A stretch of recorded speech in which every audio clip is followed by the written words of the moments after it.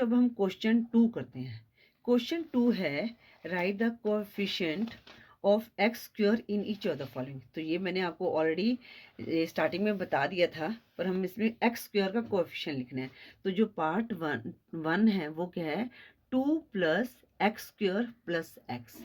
ठीक है बच्चों, अब इसका कोएफिशिएंट हमने सिर्फ एक्स स्क्वायर का लिखना है। देखो यहाँ पर सिर्फ पूछा गया एक्स स्क्वायर, जो पूछा गया उसी का आपने लिखना होता है। ठीक है, तो यहाँ पे लिखेंगे कोएफिशिएंट ऑफ एक्स स्क्वायर। अब जब मैंने आपको बताया था, अगर हमारे पास देखो यहाँ पर कोई डिजिट नहीं है तो उसका मतलब क्या है, यहाँ पर 1 है। ठीक है ना, तो यहाँ पर हम 1 लिखेंगे। अब साइन कौन सा है, प्लस का, तो यहाँ पर +1 ही आएगा।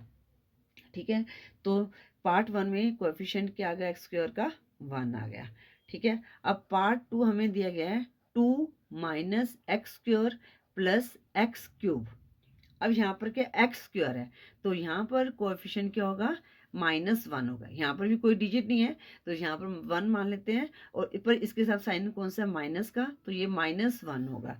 इसलिए आपने जब भी कोएफिशिएंट लिखना है तो साइन का जरूर ध्यान रखना है। तो यहाँ पर क्या आ गया, -1। पार्ट 3 में दिया गया है, अब यहाँ पर क्या है, π/2x²। कंफ्यूज नहीं होना, मैं भी आपको बताती हूँ, प्लस एक्स। अब बच्चों यहाँ पर एक्स स्क्वायर की जो वैल्यू के दी है π/2, तो π/2 ही कोएफिशिएंट है। ठीक है ना, coefficient of x square is π/2।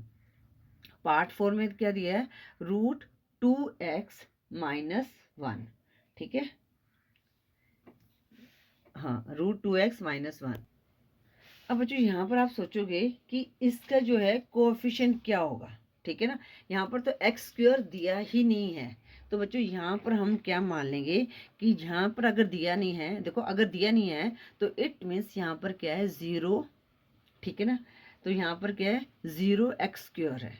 ठीक है, 0x² है, क्योंकि 0 है तभी तो नहीं है ना यहाँ पर। तो अगर नहीं दिया गया तो यहाँ पर लिखेंगे coefficient of x square equal to 0। ठीक है, इस चीज़ का ध्यान रखना है। अगर हमारे पास नहीं दिया गया तो नहीं दिया गया, क्योंकि वो 0 है इसलिए नहीं दिया गया। ठीक है, तो उसका कोएफिशिएंट क्या होगा, 0 होगा। आई होप ये क्वेश्चन 2 भी आपको क्लियर हो गया होगा।